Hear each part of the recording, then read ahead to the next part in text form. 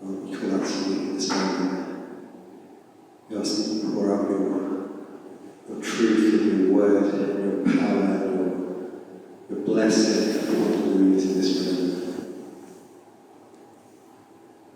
We want to hear you, Lord, through her. Pour it out upon the Holy Spirit in this moment. Come on, Jesus. Maybe hear things that we've never noticed before. May you open our minds to receive the beauty contained in that word. Come, Holy Spirit. Bless you, Lord, and put your words upon our lips, God. Open our ears and open our hearts as well, as we listen.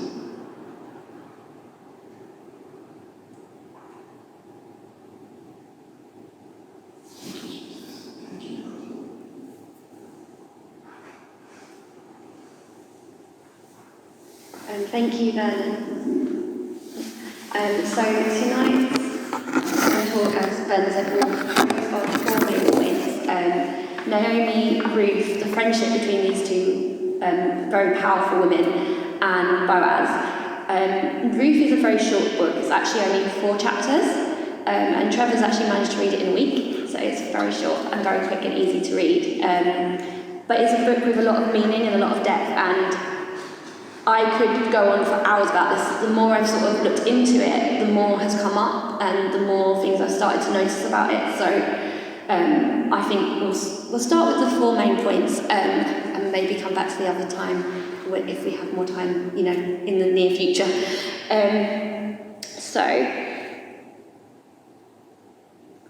I'm going to actually start with a different point. So maths was never my strong point, so please, if I give you 5 or 6 points, don't hold it against me. So something to bear in mind, and something that will come up later when we talk about Boaz, is that Ruth was written in the post-exile age.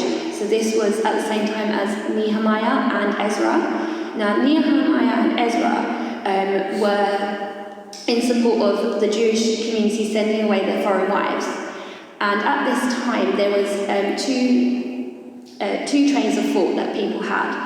They were either exclusivism, which believed that the salvation story was only for the Jewish people, and they wanted to protect this identity. And then there was universalism, which believed that salvation was open to everyone from all nations. So Ezra and Nehemiah were in this exclusivism camp, if you like.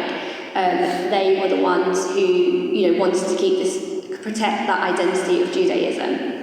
Whereas those who believed in the universalism would use Ruth as an example to show how through God's divine intervention, and this is a little bit of a spoiler, she is vital in that history of salvation, in that ancestry of salvation.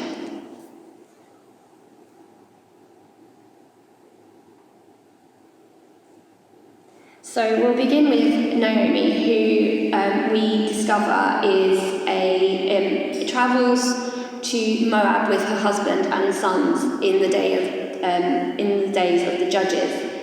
And this was a dark time for the people of Israel. They were going through famine, so that's why they decided they'd try Moab. While they're in Moab, her sons marry, and then 10 years later, sadly, her husband dies and her sons die, leaving her a widow, an immigrant, and poor, in a foreign land.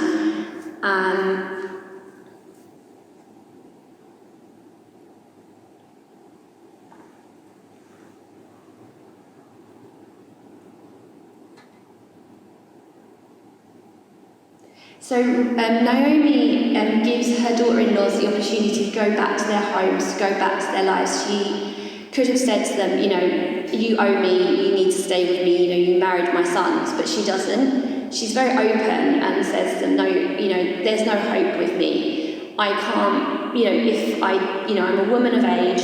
If I did bear you sons, would you wait that long to marry them? So she gives them the opportunity, and she even blesses them. She doesn't curse or be angry about their decision to go back to their parents. She says, may the Lord bless you. So she sees, these young girls who have got an opportunity to grow and to become more, and she doesn't want to keep hold of them. So she allows them, she lets go of what she may think she might be owed or that. She just allows them to go back home, which we know one of the daughter-in-laws chooses to do, which is Oprah. And also at this point, where Naomi, which means pleasant, because all these things have happened to her and she sees no hope, she takes on the name Mara, meaning bitter. So she's a completely different person. She sees no hope in her life. She sees no hope in her future. She's not quite sure what to do, so she makes the decision that she'll go back home because she feels that is where she'll find a place to be. And also she's heard that God has now been, has again redeemed his people, so she thinks that is a good place to go. So we're going to now look at Ruth. As I say, these are characters with a lot of depth within them. But this is, a speed through, if you like.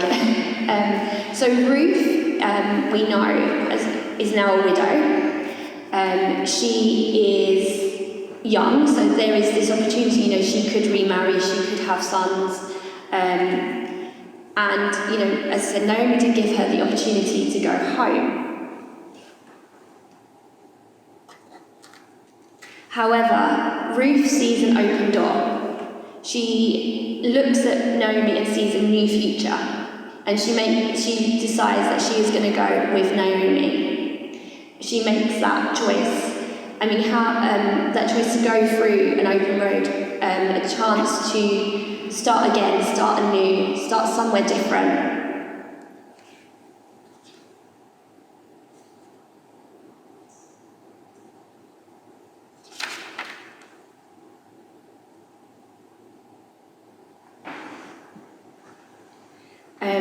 And we see throughout the book of Ruth the love and loyalty that Ruth has for Naomi. And I'll go into that in a little bit about some things that Ruth does to help Naomi and support her.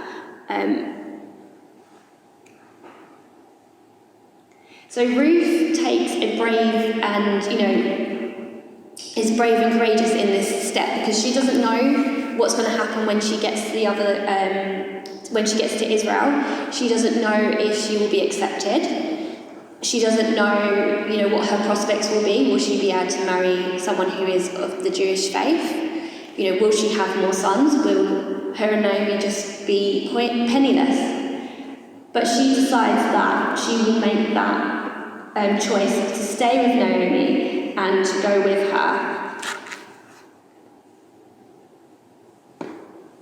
And by making this choice, by choosing the unknown road, she allows God's plans to flourish. How many of us have been like Ruth, with this really safe, but not great past or present, facing an unknown future that's full of lots of possibilities? And some of us, we do get, and I know me myself, get stuck because we're safe and we're comfortable. But here Ruth is making that choice to go. And by her choice, by her moving, she opens herself up to God's plan, and it comes to full fruition. And we know through the genealogy that she is the ancestor of David, and therefore Jesus, who is of David's line.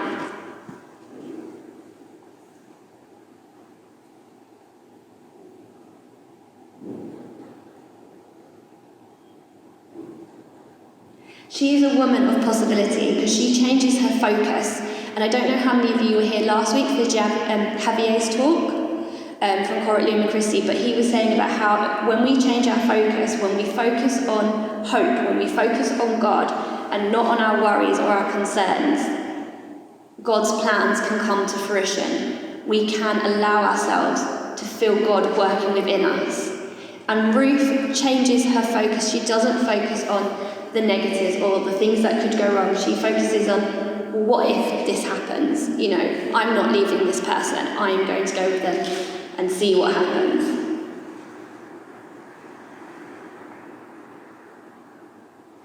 And an important thing to note also about Ruth is that when it was set, so as I said earlier, it was the days of the judges, and we know from the Book of Judges that the Israelite people went through stage after cycle after cycle of worshipping other gods, then being saved, then coming away, then going. It was a big cycle that they kept repeating. They kept intermarrying and worshipping many gods, turning away from God, not listening to God.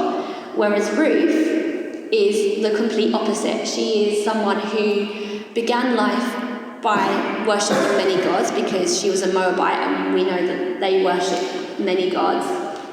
But she turns it round and she begins to worship the one true God. She travels with Naomi to Israel and she embraces the Jewish faith and all that comes with it.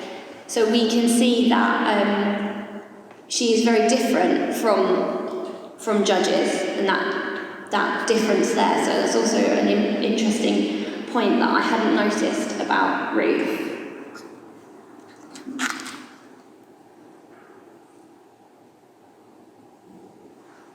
And this love and loyalty leads us nicely on to our third point in terms of the friendship between these two women. It's a very beautiful friendship as well. It's a friendship, these are women who are united by adversity. They are both widowed, they are both poor, they have both been immigrants at one point, Naomi to start with and now Ruth.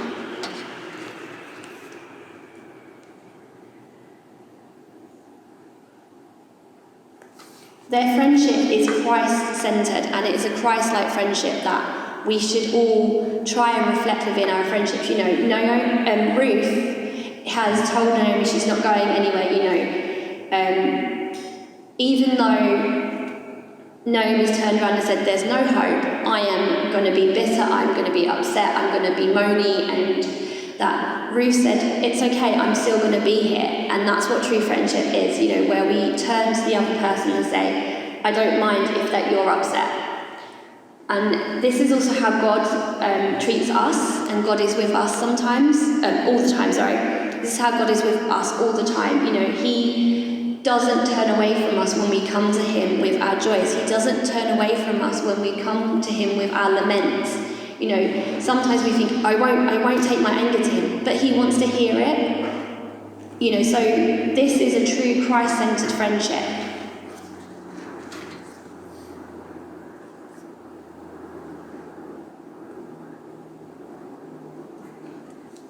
Just take a moment to think about who your closest friends are and what changed that friendship that might have started out maybe superficial and made it even deeper. So just maybe take a few moments to have a think about that.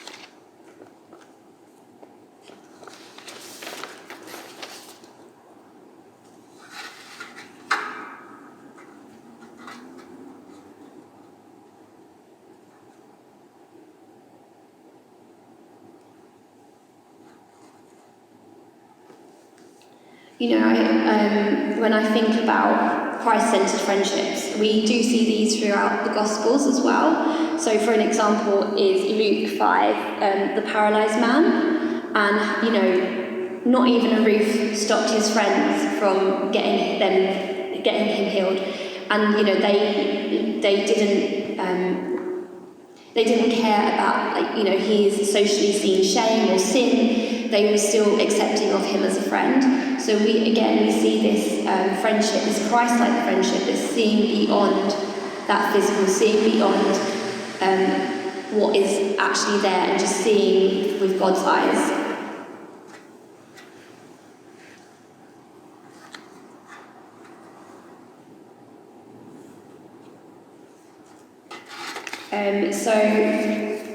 Ruth makes a pretty powerful declaration to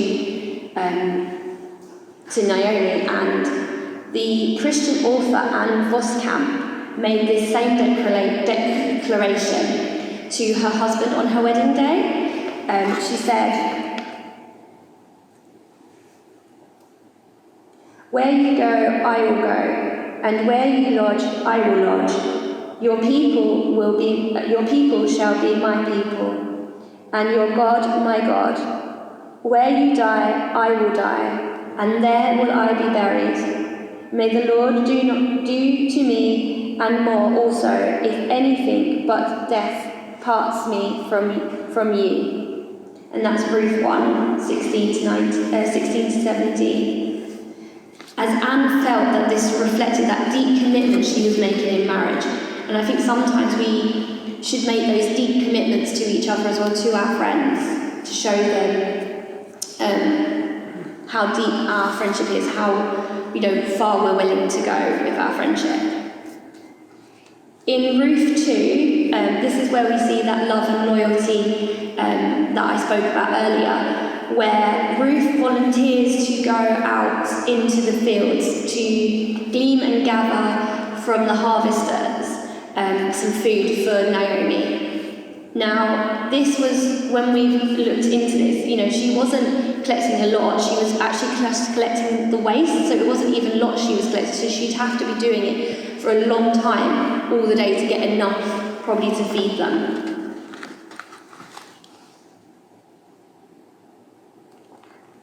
While she is gleaning and gathering, it turns out that she happens to be in the field of a man who is from her father-in-law's clan.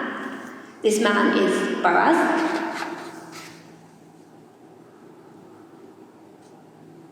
And when he sees this kindness that Ruth is showing, he asks his men to help her and to show her great favour. So he, asks them to, just leave a little bit more behind, and so that she can drink the water and to be respectful of her.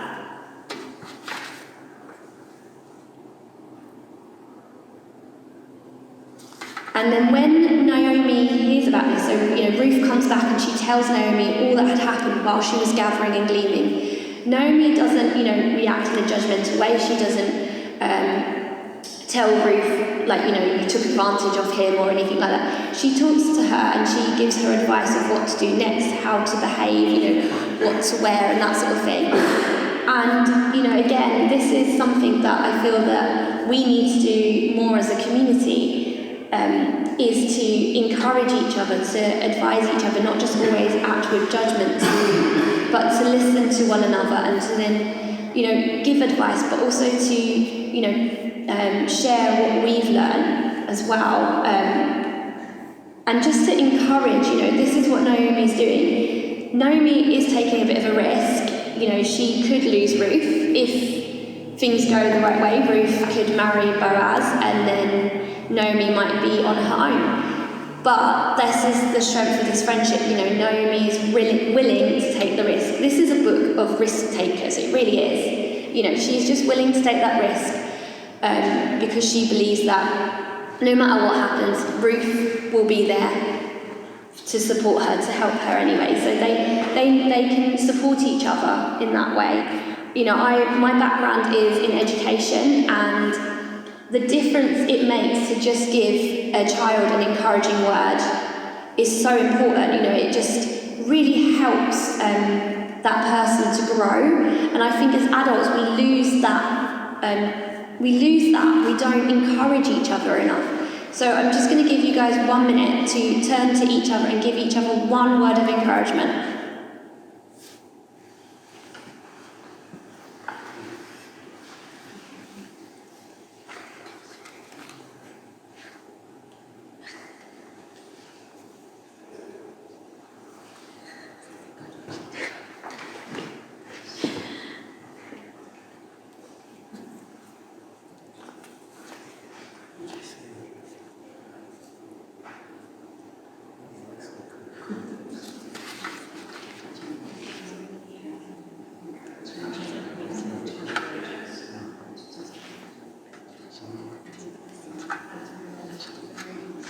2 words.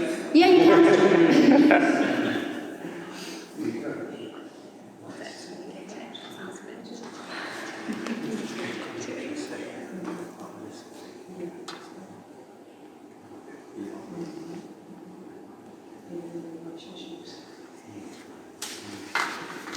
Well, I think you're all amazing. So that's my word of encouragement for all of you. If you want individual words, come and see me later.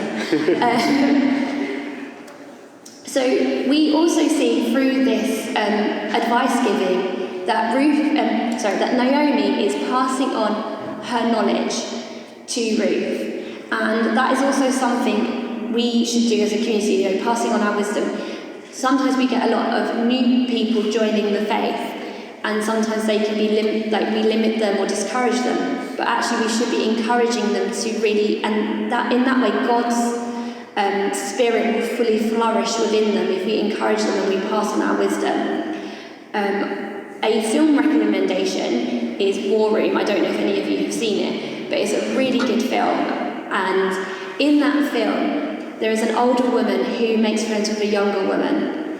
And the older woman shows her how creating a space of prayer allows her to not only save her marriage, but also reconnect with God and reconnect with her child. And towards the end of the film, I don't want to spoil it, but it's important, I feel. Towards the end of the film, we find out that actually the older woman never had this same advice when she was a young married woman, and found it very difficult. And it's only through the years that she's discovered this. And she felt, what a shame I hadn't been given that advice. And so she felt God telling her, you need to pass on your wisdom. So, we should be passing on our wisdom, especially to people who are younger in the faith or newer to the faith.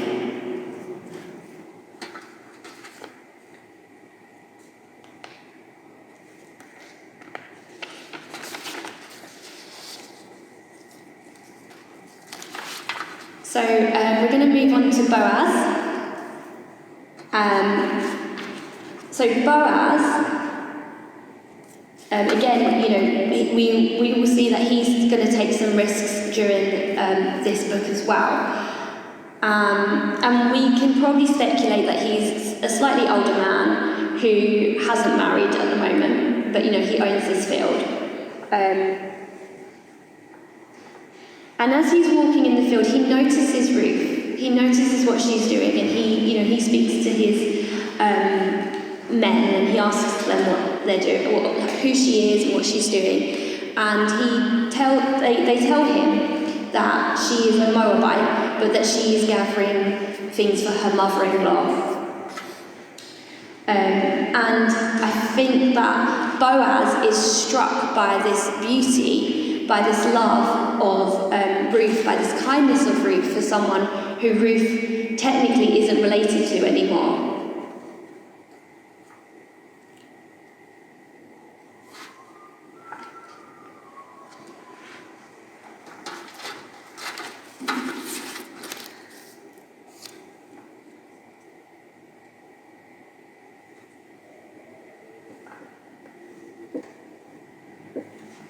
So, because, we know Boaz knows that she's a Moabite, but Boaz doesn't seem to care about this. He doesn't judge her on, how she looks or where she comes from. He's just basically looking at what she's doing. And this is how God looks at us. He looks at us to see, what our actions are. He doesn't care what our past is. He only looks at, what are we doing at this moment? Are we showing that love and kindness for those people that we don't know? Are we showing that love and kindness for the stranger, for the person who is vulnerable, the person who is weak?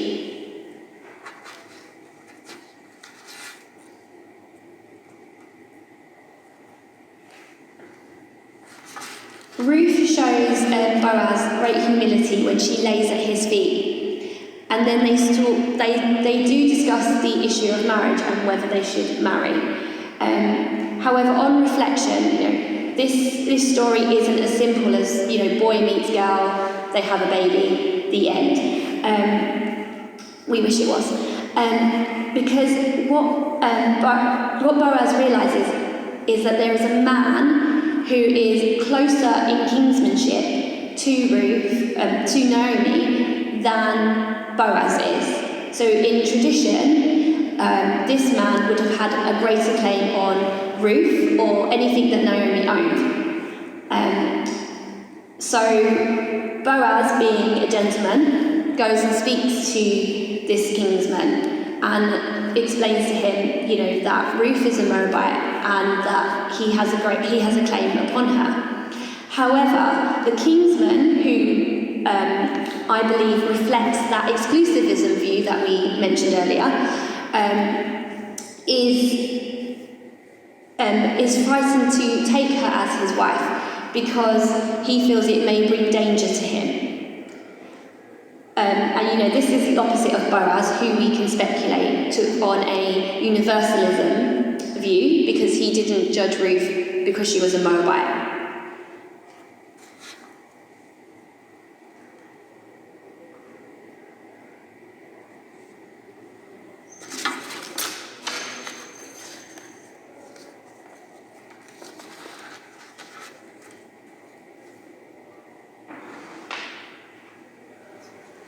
And through this decision of both men, we know that Ruth and Boaz marry each other, and they have a baby who is Obed.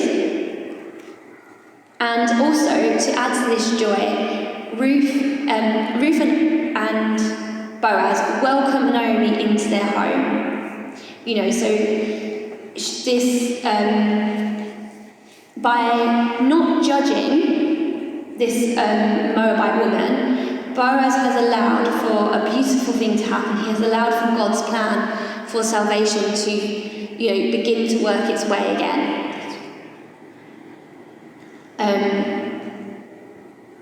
And also this shows us that if we judge people, we can shut that door to God's plans for us and for them. So it's a reminder to us to not judge people because of where they're from, and to, look a bit deeper, dig a bit deeper. And I can imagine that for these two women, these women of strength, that when they began this journey, back in Moab, neither of them would have seen it going this way. Neither one of them would have seen or foreseen that by their actions, all this would have happened by their choices. That Psalm 30 comes to mind of he will turn our mourning into dancing. And for Ruth and Naomi, their mourning has been turned into dancing, that great joy. My brother had a baby a year ago. We know that great joy that a baby brings to a family, and that the way it unites people, and just that joy it brought, especially at a dark time for us. So it has broken down that darkness. Isaiah 55 reads,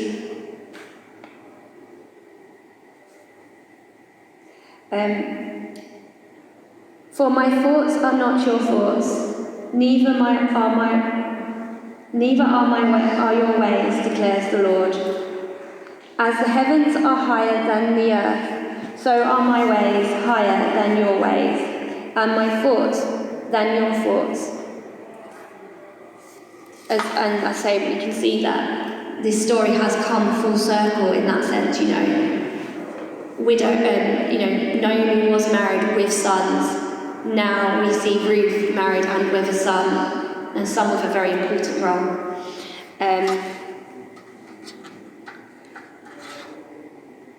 So there's one more point, I promise. I won't go on too long. And I can count. So this is one, in this book, we don't see God working. We see God working, but God is never mentioned. And this is similar to, let me start again. In Ruth, God, He is there, but we never see Him or never hear His voice, which is, different from some of the other books in the Old Testament. But it's also like Esther and Song of Songs, because in both of those books, God is never mentioned. And this just goes to show us that God is at work in the mundane, in the ordinary. And it reminds me of the song we sang earlier, Waymaker, which is why I smiled, because I didn't talk to Vernon about any part of this talk, but the fact that that song came up, it's just amazing. And just shows you how much God is at work. Even when we don't see it, he's working. And, this story reminds us that, they didn't see God at work. But through all that happened to them, through those deaths, which were very tragic, through that moving, through all those things happening, it allowed God's plan to come to fruition. It allowed for Naomi and Ruth to move back to Israel, to meet Boaz, for Ruth to marry Boaz, them to have Obed, who would then go on, to have Jesse, and then Jesse would have David. And then we know that Jesus is of David's line. So the beauty of that one act, and sometimes we can't see it always when we're in that thick situation, in that dark situation. We don't always see what God's plans are. And it might not even be, we might not even see that, because it can be, generations ago. Like Fuma was saying the other week about his ancestor who decided to become Catholic, and how that has made a difference, and how they wouldn't have seen that blossoming, but it did.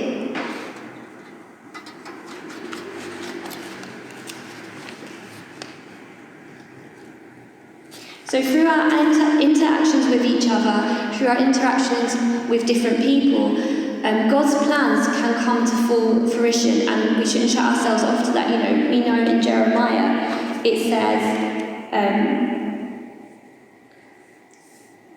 For I know the plans I have for you, declares the Lord, plans to prosper you and not to harm you, plans to give you hope and a future. And we can see that working through Ruth. And I think that this week, and I was reminded of it last week, that God is at work. Sometimes we don't always see it, sometimes we do. He doesn't stick big signboards outside our window telling us what to do, which would be helpful, but he doesn't. But he is there at work, and maybe as you travel home or over the weekend, maybe take some time to think, well, where is God working? Where has God worked in my life in the past? And so that is the Book of Ruth at a snapshot. Hopefully we can delve a bit deeper at some other point.